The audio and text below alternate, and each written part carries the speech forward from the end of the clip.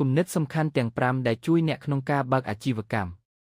ការបើកអាជីវកម្មមិនមែនជារឿងដែលយើងគិតថាចង់ធ្វើហើយធ្វើភ្លាមដោយមិនមានការរៀបចំដ៏ត្រឹមត្រូវមួយនោះទេអាជីវកម្មនីមួយអាចនិយាយបានថាសុទ្ធតែចាប់ផ្ដើមតាមរបៀបនិងលក្ខខណ្ឌខុសគ្នាប៉ុន្តែមិនមានការបញ្ជាក់ច្បាស់លាស់ណាមួយដែលពិភាក្សាអំពីចំណុចជាក់លាក់ក្នុងការបង្កើតអាជីវកម្មនោះទេយ៉ាងណាមិញបើទោះមិនមានអំណាងច្បាស់លាស់ក៏ដោយក៏ម្ចាស់អាជីវកម្មនិងសហគ្រិនជោគជ័យមួយចំនួនបានបង្ហាញពីបទពិសោធន៍ដែលមានប្រយោជន៍ជាច្រើននិងហូរហែតាមរយៈវគ្គសិក្សាក៏ដូចជាការចែករំលែកជាសាធារណៈផងដែរក្នុងអត្ថបទនេះយើងនឹងធ្វើការសង្ខេបនៅមេរៀនល្អទាំងនោះតាមការបកស្រាយចំណុចទាំង5ខាងក្រោម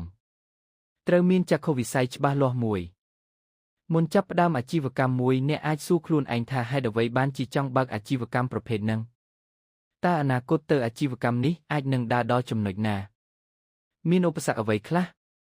ហើយអ្នកអាចដោះស្រាយវាបានតាមវិធីណាខ្លះ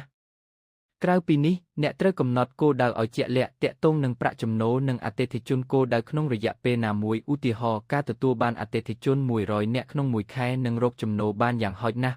$700ក្នុងមួយខែសិក្សាពីប្រភេទអតិថិជនក្នុងន័យនេះគឺសំដៅដល់តើនរណាដែលជាអតិថិជនគោលដៅរបស់អ្នកអាចជាកូនក្មេងយុវវ័យឬមនុស្សចាស់និងទីតាំងដែលពួកគាត់រស់នៅជាដើមដើម្បីងាយស្រួលកំណត់គុណតម្លៃផលិតផលឲ្យសមស្របនឹងអតិថិជនទាំងតម្លៃនិងគុណភាពជាពិសេសអ្នកអាចធ្វើឲ្យផលិតផលនោះកាន់តែទាក់ទាញជាមួយនឹងគំនិតច្នៃប្រឌិតឲ្យត្រូវនឹងបញ្ហារបស់អតិថិជនផងដែរសាកល្បងផលិតផលឬសេវាកម្មរបស់អ្នកដើម្បីដឹងថាផលិតផលឬសេវាកម្មរបស់អ្នកអាចលក់ចេញបានច្រើនឬអត់ក្រៅពីការកំណត់គុណតម្លៃឲ្យសមស្របនឹងអតិថិជនដែលជាគោលដៅសម្រាប់អាជីវកម្មរបស់អ្នកហើយនោះគឺការសាកល្បងផលិតផលឬសេវាកម្មនៃអាជីវកម្មថាតើអតិថិជននឹងពេញចិត្តកម្រិតណាលើផលិតផលដែលអ្នកចង់លក់ចេញទៅឲ្យពួកគាត់អ្នកអាចធ្វើជាផលិតផលបែបគំរូ sample ដែលមានទំហំតូចនិងបរិមាណតិចហើយឲ្យពួកគាត់សាកល្បងប្រើជាមុនសិនមុននឹងបញ្ចេញលក់ជាផ្លូវការដើម្បីវិភាគមើលថាមានមនុស្សច្រើនឬអត់ដែលចូលចិត្តប្រើផលិតផលទាំងនោះកំណត់តម្លៃ